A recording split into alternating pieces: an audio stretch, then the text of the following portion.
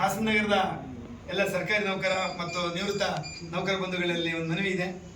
ಈಗಾಗಲೇ ಶ್ರೀನಿವಾಸ್ ಅವರು ಹಾಸನದಾದ್ಯಂತ ನೌಕರ ಸಂಘದಲ್ಲಿ ಡೈರೆಕ್ಟರ್ ಆಗಿ ಅಧ್ಯಕ್ಷರಾಗಿ ಹಲವಾರು ಸ್ಥಾನದಲ್ಲಿ ಕೆಲಸ ಮಾಡಿದ್ದಾರೆ.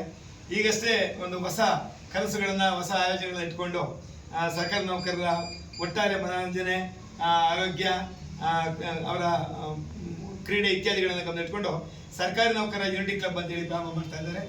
ಒಂದು ಒಳ್ಳೆಯ ಪ್ರಾಜೆಕ್ಟ್ ಅಂತ ನಾನು ಭಾವಿಸ್ತಾ ಇದ್ದೀನಿ.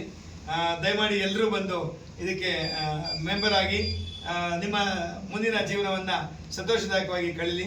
ನನಗೆ ಹೋಪ್ ಇದೆ, Seenu is the best person to deal this things. ಒಂದು ಒಳ್ಳೇದು ಮಾಡ್ತಾರೆ ಅನ್ನೋ ನಂಬಿಕೆ ಇದೆ. ನಮ್ಮ ಜೊತೆ ಭಾಳ ಒಂದು 20 ವರ್ಷಗಳಿಂದ ಜೊತೆಗಿದ್ದಾರೆ.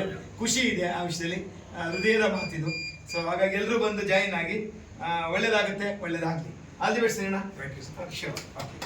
ನಮ್ಮ ಸರ್ಕಾರಿ ನೌಕರರ ಯೂನಿಟಿ ಕ್ಲಬ್ಗೆ ಆಗಮಿಸಿ ಹಲವಾರು ರಂಗಗಳನ್ನು ನೋಡಿರುವಂಥವ್ರು ನಮ್ಮ ನಾರಾಯಣ ಸರ್ ಅವರು, ಆತ್ಮೀಯರು.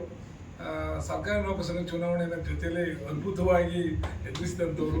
ಹಾಗಾಗಿ ಆ ಚತುರತೆ ಇದೆ. ಅವರ ಒಂದು ಈ ಮಾತಿನಿಂದ ನಮಗೆ ಒಂದು ಸ್ಫೂರ್ತಿ ಬಂದಿದೆ.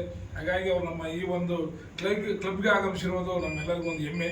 ಹಾಗಾಗಿ ಅವರಿಗೆ ಕ್ಲಬ್ನ ಎಲ್ಲ ನಿರ್ದೇಶಕರ ಪರವಾಗಿ ನನ್ನ ವೈಯಕ್ತಿಕವಾಗಿ ಸಹ ತುಂಬ ಹೃದಯದ ಧನ್ಯವಾದ. ನಮಸ್ಕಾರ.